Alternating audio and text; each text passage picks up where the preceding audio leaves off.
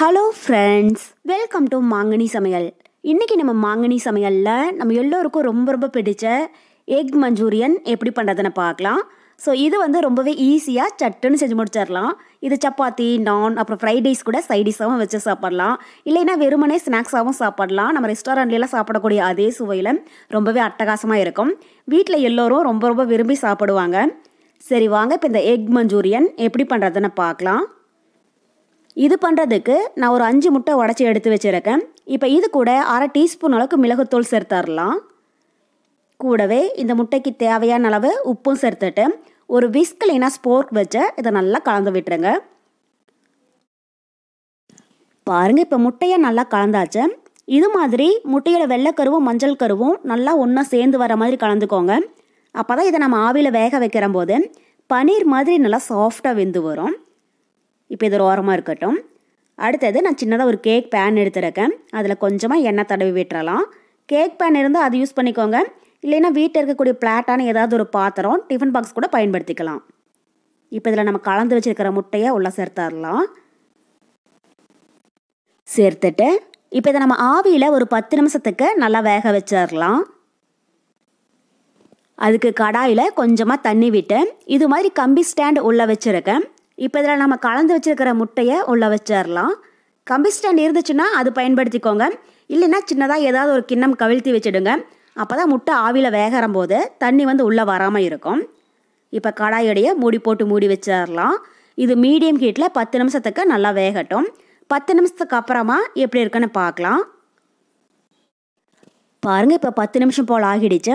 முட்டை வெந்துருச்சான்னு பார்க்குறதுக்கு ஒரு குச்சி இல்லைன்னா கத்தியை இது மாதிரி சென்டரில் விட்டு பாருங்கள். குச்சியில் முட்டை கொஞ்சம் கூட ஒட்டவே இல்லை, நல்லா கிளியராக வந்திருக்கு. இப்போ இதை நம்ம வெளியில் எடுத்துடலாம். ஒருவேளை குச்சியில் ஒட்டிச்சுன்னா திரும்பவும் ஒரு 5 நிமிஷத்துக்கு வேக விட்டுடுங்க. இப்போ இது நல்லா ஆறுனதுக்கு அப்புறமா ஒரு கத்தி வச்சு ஓரங்களை எடுத்து விட்டுட்டு வேற ஒரு பிளேட்டுக்கு மாற்றிடலாம்.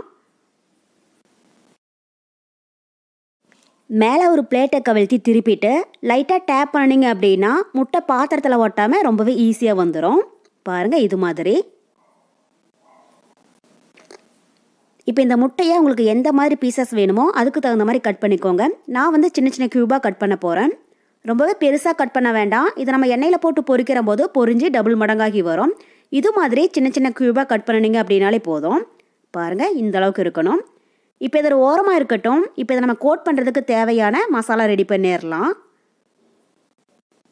அதுக்கு ஒரு மிக்சிங் பவுலில் அரை டீஸ்பூன் அளவுக்கு மிளகாய் தூள் சேர்த்துக்கோங்க.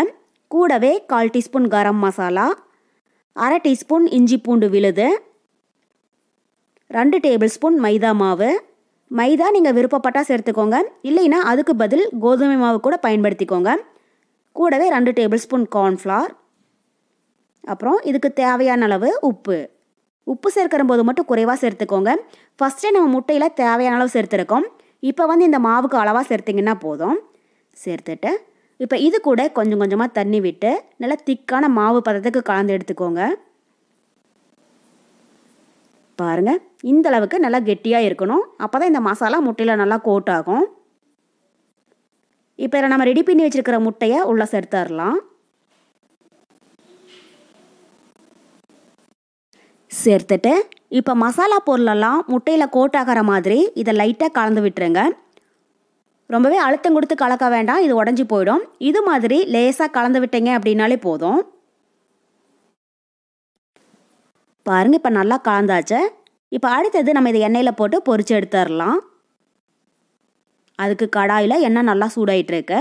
எண்ணெய் சூடானதும் ஸ்டவ் மீடியம் ஹீட்டில் வச்சுட்டு நம்ம கலந்து வச்சுருக்கிற முட்டையை கொஞ்சமாக உள்ளே சேர்த்துடலாம்.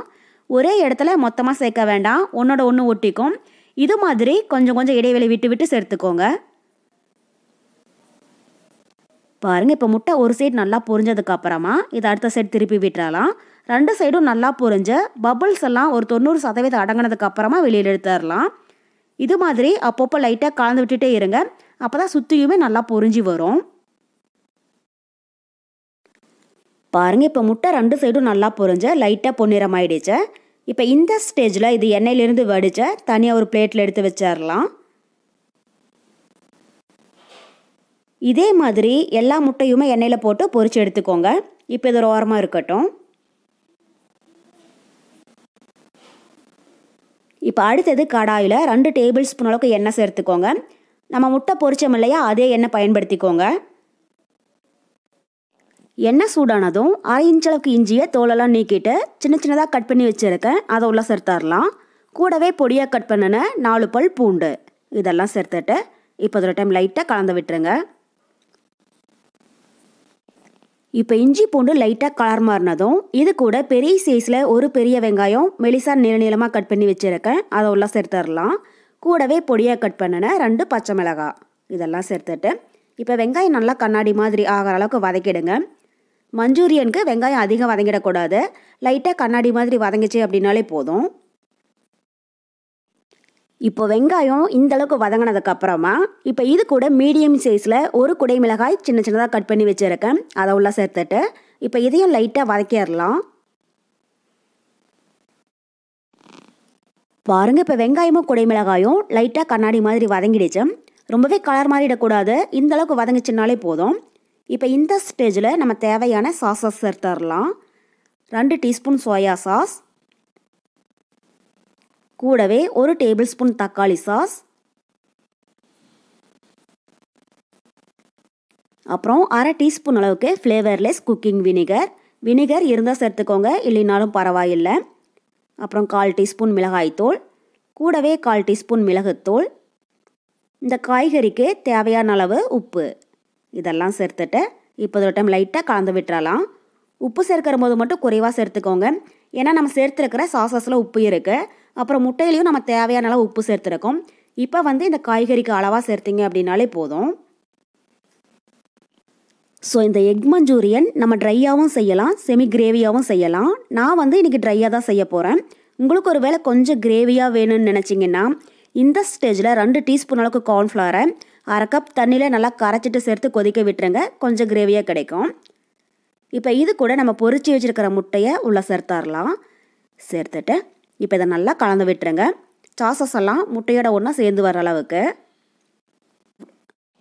இந்த மஞ்சூரியன் இது மாதிரி நம்ம ட்ரையாக பண்ணுறம்போது ஸ்நாக்ஸாகவும் சாப்பிடலாம், இல்லைன்னா புலாவ் அப்புறம் ஃப்ரைட் ரைஸ் கூட சைட் டிஷ்ஷாகவும் வச்சுக்கலாம், ரொம்பவே நல்லா இருக்கும். கொஞ்சம் கிரேவியாக செஞ்சுட்டோம் அப்படின்னா சப்பாத்தி, நான், ரொட்டி கூடையெல்லாம் வச்சு சாப்பிட்றதுக்கு அவ்வளோ ரொம்ப அட்டகாசமாக இருக்கும்.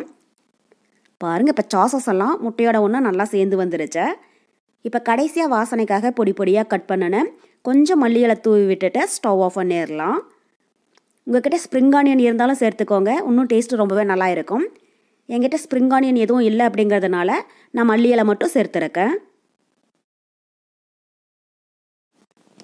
அவ்வளோதான். இப்போ நம்ம எக் மஞ்சூரியன் ரெஸ்டாரண்ட்லேயெல்லாம் சாப்பிடக்கூடிய அதே சுவையில் ரொம்ப ரொம்ப சூப்பராக தயாராகிடுச்சு. ஸோ கண்டிப்பாக நீங்களும் இதே மெத்தடில் ட்ரை பண்ணி பார்த்துட்டு எப்படி இருக்குன்னு கமெண்ட் பாக்ஸில் சொல்லுங்கள். என்னோட இந்த ரெசிபி வீடியோ உங்களுக்கு பிடிச்சிருந்தா லைக் பண்ணுங்கள், உங்கள் ஃப்ரெண்ட்ஸுங்க கூட நிறைய ஷேர் பண்ணுங்கள். மறக்காமல் மாங்கனி சமையலுக்கு சப்ஸ்கிரைப் பண்ணுங்கள். நன்றி.